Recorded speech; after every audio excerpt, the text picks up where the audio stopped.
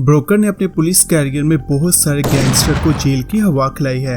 उन्हीं में से एक गैंगस्टर डैनी को गिरफ्तार करते हुए ब्रोकर इसके बेटे को मार देता है, जो जेल जाते हुए कसम खाता है कि वो इससे अपने बेटे की मौत का बदला जरूर लेगा। कुछ साल बाद ब्रोकर पुलिस जॉब से रिटायर होकर एक छोटे से टाउन में जाकर अपनी बेटी के साथ बड़े मजे की जिंदगी गुजारने लगता है।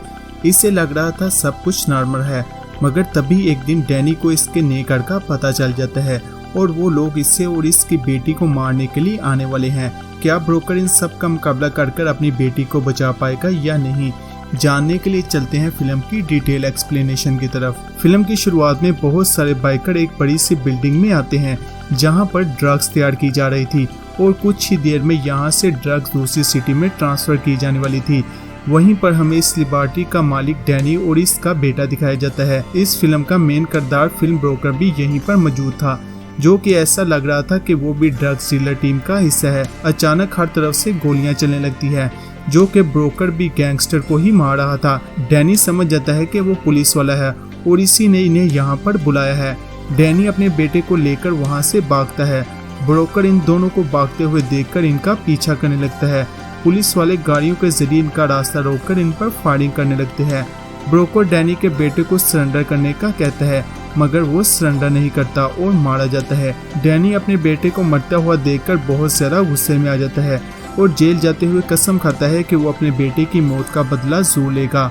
2 साल बाद ब्रोकर रिटायर हो जाता है और दूर एक छोटे से टाउन में जाकर अपनी बेटी के साथ रहने लगता है ताकि इसके पुराने दुश्मन इसे तंग न करे। ऐसे ही वक्त गुजरता जाता है। तभी एक दिन ब्रोकर की बेटी मैडी को स्कूल में एक बच्चा तंग करता है, जिस पर वो गुस्से में आ जाती है और इसकी वो बच्चे से धुलाई करती है। इस मारपीट की वजह से प्रिंसिपल दोनों बच्चों के पेरेंट्स को स्कूल बुलाती है। लड़के का पिता जिमी बहुत ज्यादा गुस्से में था और बहुत बदतमीजी से ब्रोकर से लड़ाई झगड़ा करने की कोशिश करने लगता है। ब्रोकर गुस्से में आ जाता है और इसे उठाकर जमीन पर पटकता है। ये देखकर जिमी की पत्नी कैसी गुस्से में आ जाती है और इसे गाली गलौज करने लगती है और फैसला करती है कि वो ब्रोकर को जरूर सबक सिखाएगी।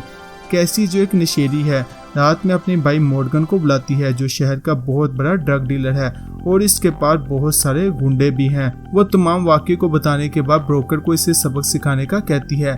मॉर्गन कहता है कि बच्चों की छोटी मोटी लड़ाई है, इन्हें इसके लिए ज्यादा बखेड़ा नहीं करना चाहिए। आहर कैसी के बार बार इसरार करने पर वो ब्रोकर को थोड़ा बहुत डराने के लिए मान जाता है।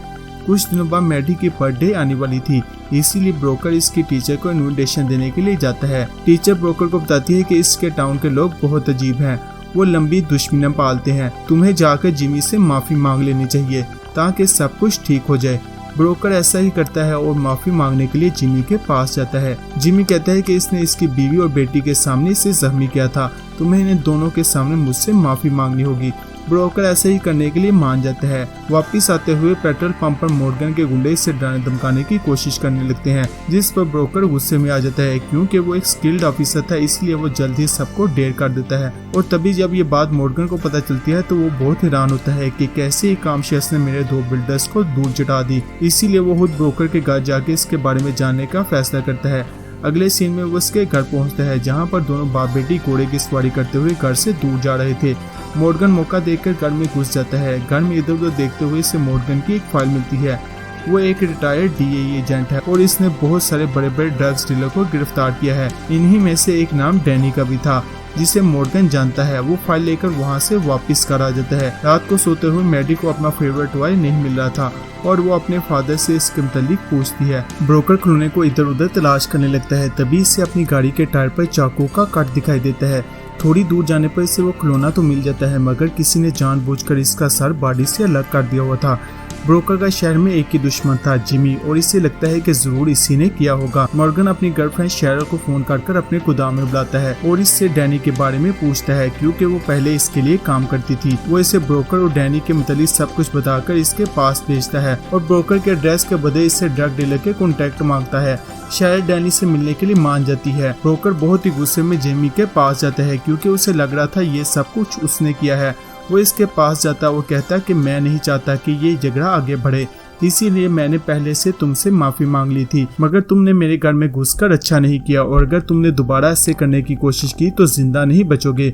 जिमी को समझ नहीं आ रही थी कि ये सब कुछ क्या चल रहा है। शेरिल डैनी के वकील के पास पहुंचती है क्योंकि वो अभी भी जेल में था और इससे वो फाइल देती है। वकील फाइल लाकर डैनी को डील के बारे में बताता है। डैनी कहता है कि वो जो कुछ भी मांगती है इसे दे दो और वकील को अपने एक खास आदमी से मिलने का कहता है।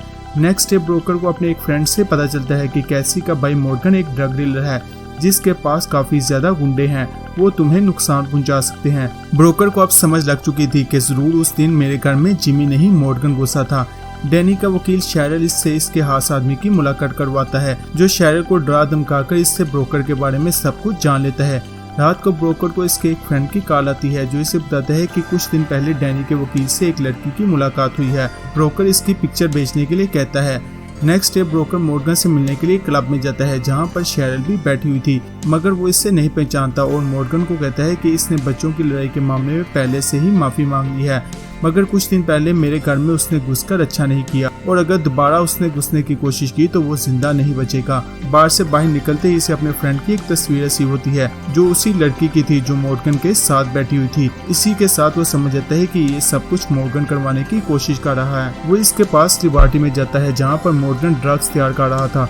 वो वहाँ के बल्ब को उतारकर इसमें पेट्रोल भर देता है और हर तरफ बिजली के तारे फैला देता है। इसी दौरान वहाँ पर मॉर्गन के कुछ गुंडे आ जाते हैं। ब्रोकर के लिए इन छोटे मोटे गुंडों से निपटना कोई बड़ा काम नहीं था और इनकी वो बच्चे से धुलाई करता है और वापस घर आकर अपनी बेटी को सामान पैक करने का कहता है। ब्रोकर और मैडी सामान पैक करके यहाँ से निकलने वाले थे जो इसका दोस्त इनकी मदद कर रहा था। इसका दोस्त कुछ लोगों को इस तरफ आते हुए देख लेता है और गाड़ी का हॉर्न बजाकर ब्रोकर को अलर्ट कर देता है जिससे डैनी के लोग गोली मार देते हैं। हॉर्न बजते ही ब्रोकर अपने दोस्त के सिग्नल को समझ जाता है और अपनी बेटी को एक जगह पर छुपाकर पुलिस को फोन करने का कहता है और खुद घास निकालकर इनका सामना करने लगता है। एक गैंगस्टर की नजर इसकी बेटी पर पड़ जाती है और वो इसे पकड़ने की कोशिश करता है। मैडी जंगल की तरफ भाग जाती है। शेरिल मॉर्गन को फोन करती और बताती है कि ब्रोकर डैनी के तमाम लोगों को मारता जा रहा है। भागते हुए मैडी को शेरिल दिखाई देती है और वो इससे मदद मांगती है। शेरिल इसे बोट में बंद करके वहाँ से ले जाती है। इसी दौरान वहाँ पर पुलिस भी पहुँच चुकी थी। मैडी अपने फादर को फोन करती है और बताती है कि एक ब्लैक बालों वाली औरत इसे बोट में ले जा रही है। कुछ दिन बाद वो मजीद बताती है कि वो इसे बड़े से गोदाम में ले आई है जहाँ पर 2 बड़े बड़े पंखे हैं। ब्रोकर समझ जाता है कि ये मॉर्गन को गोदाम है। वो पुलिस की गाड़ी लेकर गोदाम की तरफ निकल जाता है। कुछ देर बाद मॉर्गन भी वहाँ पर पहुँच जाता है। मॉर्गन मैडी को वहाँ पर देखकर बहुत ही ज्यादा गुस्से में आ जाता है। इसी दौरान कैसी और जिमी भी वहाँ पर आ जाते हैं और इससे पूछते हैं कि क्या इसने ब्रोकर के घर पर हमला करवाया है। अचानक कैसी को वहाँ पर किसी बच्ची की आवाज सुनाई देती है और वो बल्ब जलाकर देखने लगती है। बल्ब जलते ही वहाँ पर धमाके होते हैं और हर चीज को आग लग जाती है। कैसी मैडी को वहाँ से ले जाने लगती है। मॉर्गन अपने नुकसान पर गुस्से में आ जाता है और मैडी को कैसी से छीनने की कोशिश करने लगता है। इसी छीना झपटी में मॉर्गन से गोली चल जाती है जो कैसी को लगती है। ब्रोकर अपनी बेटी को ले जाते हुए मॉर्गन को देख लेता है और इसका पीछा करने लगता है।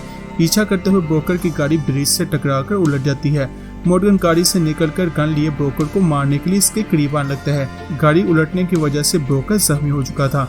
इसी दौरान पुलिस वाले मॉर्गन पर दूर से फायर करते हैं जिससे डिस्ट्रैक्ट होते ही ब्रोकर इस पर हमला कर देता है और इसे जख्मी कर इससे गन छीनकर इसे मारने ही वाला होता है, मगर वो अपनी बेटी के सामने ऐसा नहीं कर पाता और इसे जिंदा छोड़ देता है जिसे बाद में पुलिस गिरफ्तार कर लेती है। फिल्म के लास्ट पर ब्रोकर जेल में डैनी से मिलने जाता है और कहता है कि बाहर आकर मुझसे जरूर मिलना, मैं तुम्हारा इंतजार करूंगा।